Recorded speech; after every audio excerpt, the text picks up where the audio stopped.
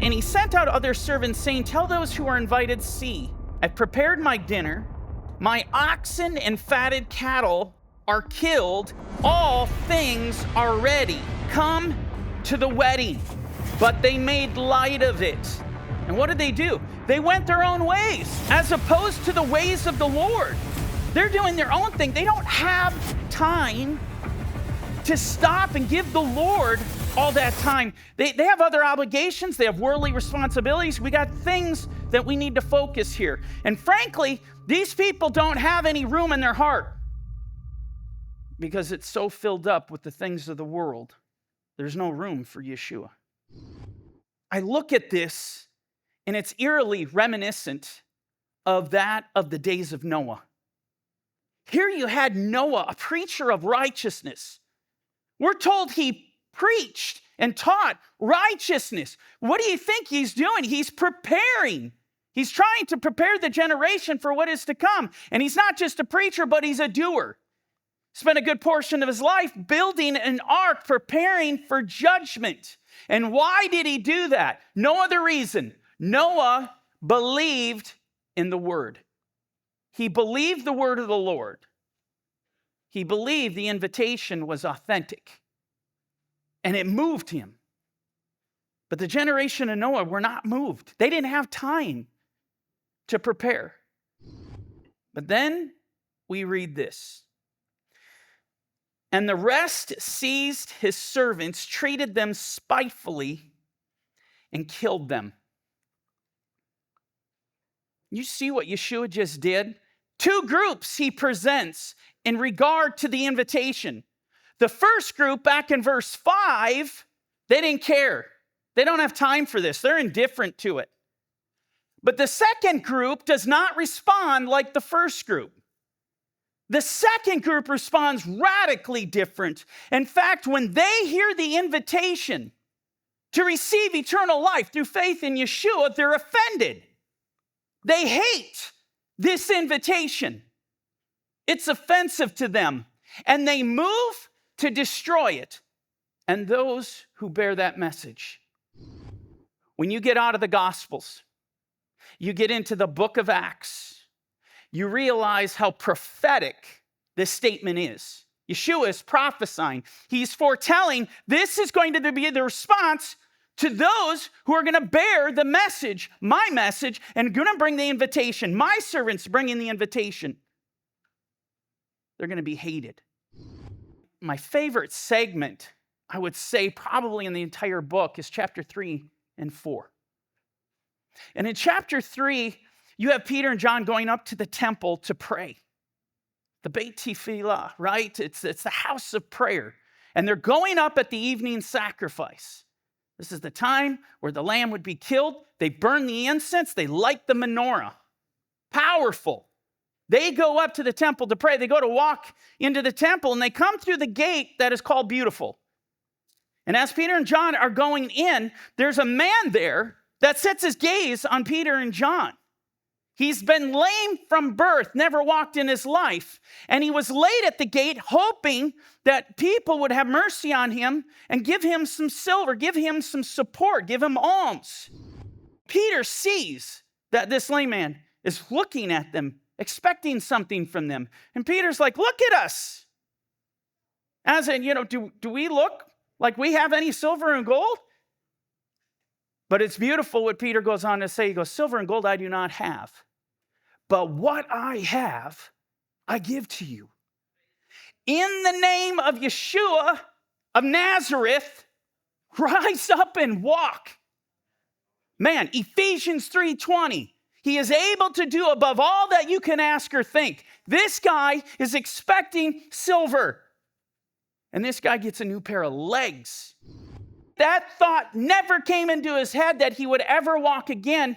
And yet the power of the name, he walked.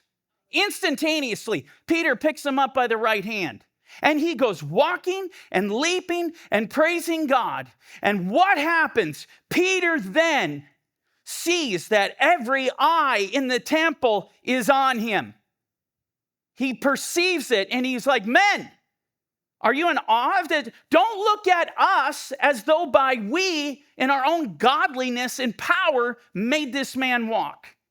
The only reason this man is walking is because of the power of the name of Yeshua of Nazareth and faith in that name. This is the only reason he is walking.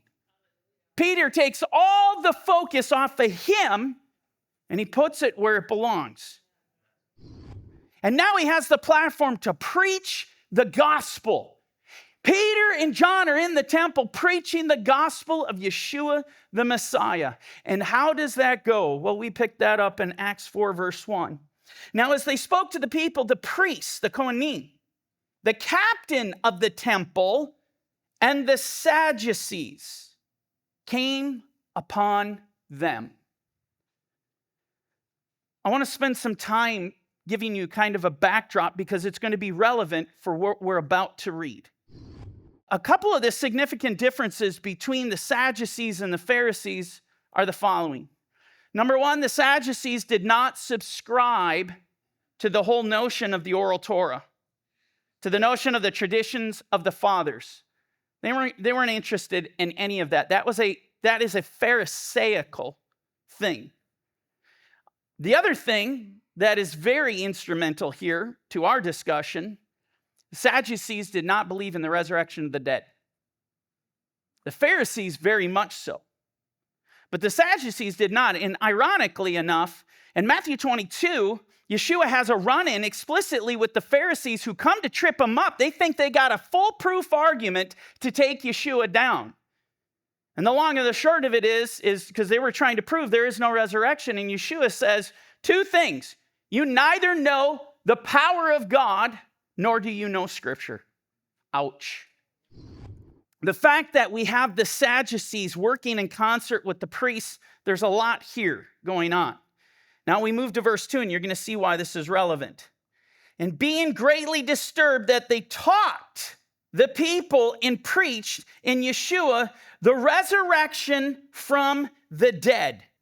Well, of course, if you're of the Sadducean persuasion, this is radically offensive. This is going against a core tenet of what makes up your ideology, your theology. And so Peter and John preaching the resurrection of Yeshua, just messing with these priests and Sadducees. In verse 3, we read this, and they laid hands on them and put them in custody until the next day. And it came to pass on the next day that their rulers, elders, and scribes, as well as Annas, the high priest, Caiaphas, John, Alexander, and as many as were of the family of the high priest, were gathered together at Jerusalem, highest court in the land. This is the Supreme Court. This is what you call the Great Sanhedrin. They're coming together, and there's such power and authority here. Tremendous amount of authority. So much so that, when you go to the Torah and you read Deuteronomy 17, it talks about the Sanhedrin. It talks about the priests and the judges that would rule in Jerusalem. And that when you come to them and they render a verdict, you better obey that verdict or you're to be put to death.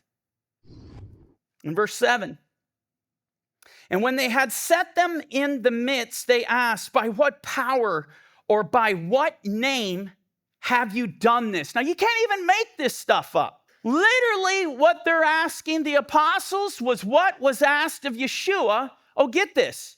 Go back to the Gospel of Matthew chapter 21. Yeshua is in the temple, and the text literally says he was healing the paralytics. He was healing those who are lame. And what do the chief priests do? They come to him and say, by what authority are you doing this? And who gave you that authority? The very words that were spoken to Yeshua in his ministry, they're now literally being spoken to his disciples, to his apostles. And it makes you think, man, Yeshua warned, a servant not greater than his master. If they persecute me, they will also persecute you. Well, this door has been kicked wide open. They're experiencing what their master, their rabbi, had experienced. In verse 8, then Peter, filled with the Ruach HaKodesh, said to them, rulers of the people and elders of Israel, if we this day are judged for a good deed done to a helpless man, by what means he has been made well, let it be known to you all and to all the people of Israel that by the name of Messiah Yeshua of Nazareth, whom you crucified, whom God raised from the dead, by him this man stands here before you whole. This is the stone which was rejected by you builders, which has become the chief cornerstone. Well, how does this go over? Well, as we go to verse 16, what shall we do to these men? For indeed that a notable miracle has been done through them is evident to all who dwell in Jerusalem, and we cannot deny it. I love the power of God. We cannot deny that everybody is a witness. This guy has been laid at the gates of the temple for his life, looking for alms, never walked a day, and here he is walking and leaping and praising God. What do you say about that? Well, we continue in verse 17. Look at what they do. But that so it spreads no further among the people.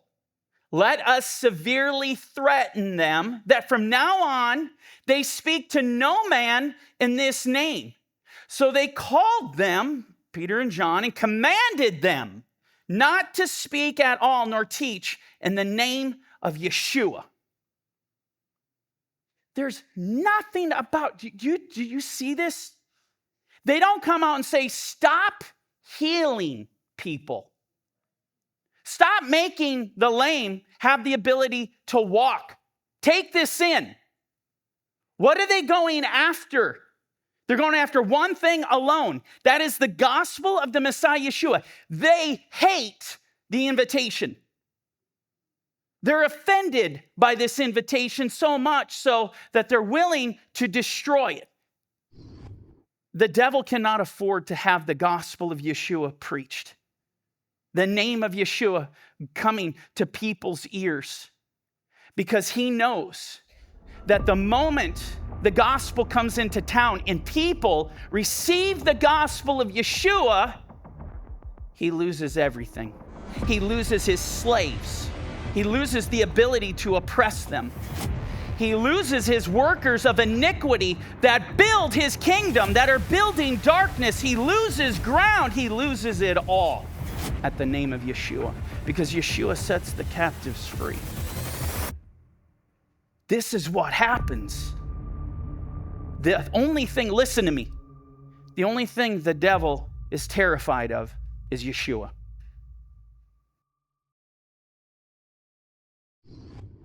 Hey there, this is Mike at Corner Fringe Ministries. Thanks for watching our video. If you liked the video or it encouraged you, do us a favor. Hit the like button. Don't forget to hit the share. And if you haven't done so already, please hit the subscribe button. Now, if you want to watch the rest of this video, hit the button here. And if you want to watch the rest of this series, you can check it out here. And don't forget, you can download the Corner Fringe Ministries app today on any of your Play stores. Thanks for joining us at Corner Fringe Ministries.